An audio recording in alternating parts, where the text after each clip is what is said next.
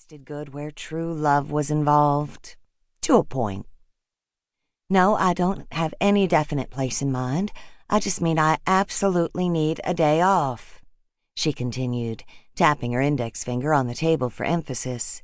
Every time I go out to the construction site all full of energy and hope with a vision of the library being completed on schedule, all I get is more bad news, or rather no news that amounts to anything from the stump.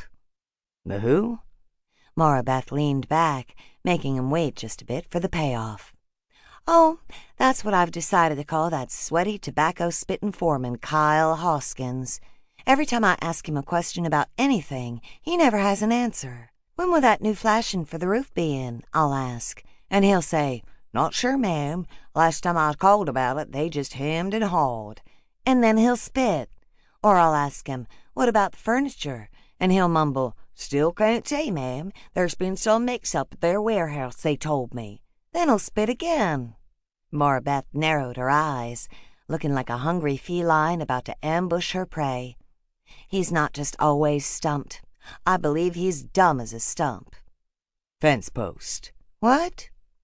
Jeremy snickered, screwing up his handsome features in the process.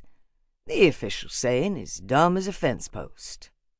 Maura Beth frowned at first, but her features eventually morphed into a skeptical smile.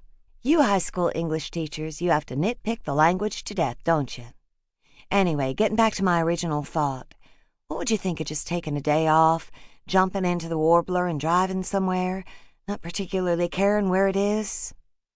Jeremy beamed at the mention of his souped-up yellow Volvo, which he considered his one and only guy toy, finished the last of his fried green tomatoes, and sat with her question for a while. Do you want to spend the night and then get under the sheets and make a little of our rockin' good lovin'? I'm always up for a session of that big time, you know. Depends on how far away from home we end up. What I really want to do is play it by ear, be totally spontaneous, no cataloging, ordering books, reading reviews, or doing anything related to being a librarian for just one day. Because the truth is, all this waiting around for the new library to open makes me feel like I'm going to give birth, if you catch my drift. He nodded with a brief smile, but then a hint of consternation flashed across his face. You know, maybe I should go out to the construction site with you next time. I wonder if the stump would be a little more forthcoming if a man asked him all the questions you've been asking. Sounds to me like he doesn't take you seriously.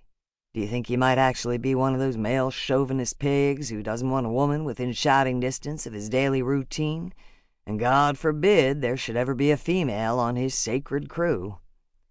Maura Beth shook her head and abruptly held up her right hand like a school crossing guard, trying to prevent a restless child from darting into traffic.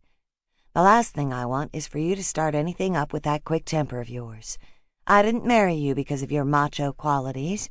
I mean, I know you have them, and there are times when they've come in handy, but it's the man who kisses me on the eyelids before he makes insane love to me that I'll proudly claim. I won't turn that compliment down. I'm sure. Besides, I can always go to City Hall and ask our dear Councilman Sparks for the inside story. Jeremy's features hardened at the mention of the man's name.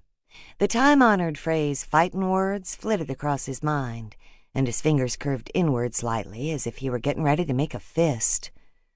I can remember a time when Councilman Sparks made a career out of keeping you in the dark on everything. You were his everyday obsession. You know, it still definitely gets under my skin that he wanted to get rid of the library so you'd have to come and work as his secretary with those good old boy perks for him on the side. What a sleazebag.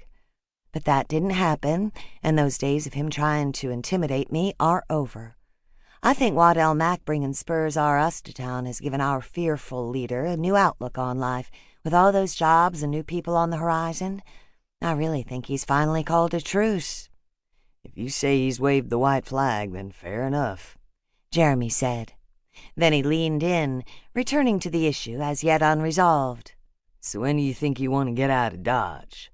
As soon as possible. Let's say tomorrow. Renette handles Saturdays just fine. She always does. She's wise behind her 19 years, well, except for... The pregnant pause was not lost on Jeremy, who had observed more than once what an asset the efficient, sweet-natured teenager had become to his Maury as her chief assistant and most reliable...